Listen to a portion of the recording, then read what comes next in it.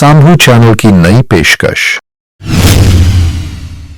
प्राचीन समय में जब धरती पर धर्म और अधर्म के बीच संतुलन बना हुआ था, तभी एक असुर ने अपने तप और शक्ति से इस संतुलन को तोड़ दिया।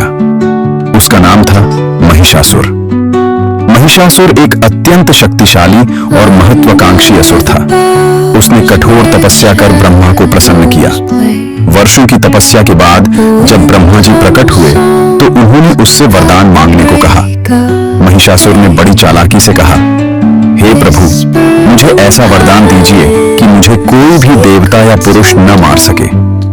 ब्रह्मा जी जानते थे कि जन्म लेने वाला हर जीव एक दिन मृत्यु को प्राप्त होता है, इसलिए उन्होंने उसे अमरता का वरदान तो नहीं दिया, लेकिन उसकी बात मान ली।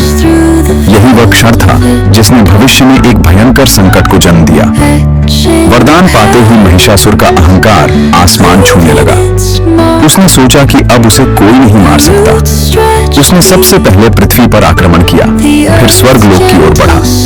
वहां उसने इंद्र और अन्य देवताओं को युद्ध में हरा दिया। देवताओं को स्वर्ग से निकाल दिया गया। चारों ओर अंधकार और भय फैल गया। मनुष्य, ऋषि और देवता सभी उसके अत्याचारों से त्रस्त हो गए। पराजित और निराश देवता एकत्र होकर त्रिदेव विष्णु, शिव और ब्रह्मा जी के पास पहुंचे। उन्होंने कहा, हे प्रभु, महिषासुर ने पूरी सृष्टि में आतंक फैला दिया है, हमें बचाइए। देवताओं की पीड़ा सुनकर तीनों देवता क्रोधित हो उठे। उनके क्रोध से एक अद्भुत दिव्य ऊर्जा उत्पन्न हुई। उस दिव्य ऊर्जा से एक अत्यंत तेजस्वी और शक्तिशाली देवी का जन्म हुआ, मां दुर्गा। उनका स्वरूप अद्भुत था। 10 भुजाएं, हर हाथ में दिव्य अस्त्र सिंह की सवारी, चेहरे पर तेज और शांति का संगम। हर देवता ने उन्हें अपने अपने दिव्य अस्त्र प्रदान किए। शिव जी ने त्रिशूल दिया, विष्णु जी ने सुदर्शन चक्र दिया, इंद्र ने वज्र दिया, वरुण ने शंख दिया, अग्नि ने शक्ति दी। अब मां दुर्गा संपूर्ण शक्ति से सुसज्जित थी। जब महिषासुर को यह ज्ञात हुआ कि एक स्त्री उसे चुनौती देने आ रही है तो वह हंस पड़ा। उसे अपने वरदान पर घमंड था, लेकिन जैसे ही उसने मां दुर्गा का तेज देखा, उसका अहंकार डगमगाने लगा। युद्ध प्रारंभ हुआ। धरती कांप उठी, आकाश गरजने लगा। यह युद्ध 9 दिनों और 9 रातों तक चला और हर दिन मां दुर्गा ने एक नया रूप धारण किया। 1. शैलपुत्री, स्थिरता और शक्ति का प्रतीक। 2. ब्रह्मचारिणी, तप और साधना। 3. चंद्रघंटा, साहस और वीरता। 4.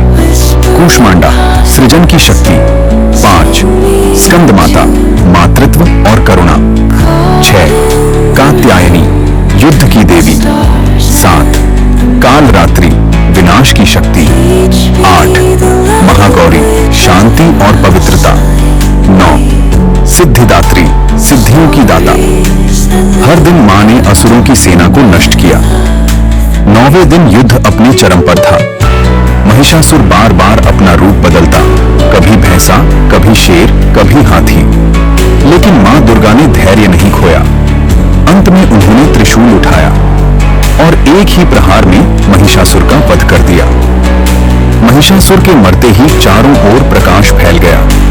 देवताओं ने मां दुर्गा की स्तुति की और कहा, जय माता दी। सृष्टि में फिर से शांति स्थापित हुई। नवरात्रि क्यों मनाई जाती है? तभी से हर वर्ष नवरात्रि मनाई जाती है। बुराई पर अच्छाई की जीत के प्रतीक के रूप में, शक्ति और भक्ति के उत्सव के रूप में, मां दुर्गा के 9 रूपों की आराधना के लिए। नवरात्रि हमें सिखाती है कि अहंकार का अंत निश्चित है। सच्ची शक्ति भीतर से आती है। स्त्री शक्ति सबसे महान है। नवरात्रि सिर्फ एक त्योहार नहीं, यह एक भावना है, एक विश्वास है। जब भी जीवन में अंधकार आए तो मां दुर्गा की तरह साहस और शक्ति से उसका सामना करें। जो माता के सच्चे भक्त हैं, कमेंट में जय माता दी लिखें और वीडियो को लाइक शेयर करना ना भूलें।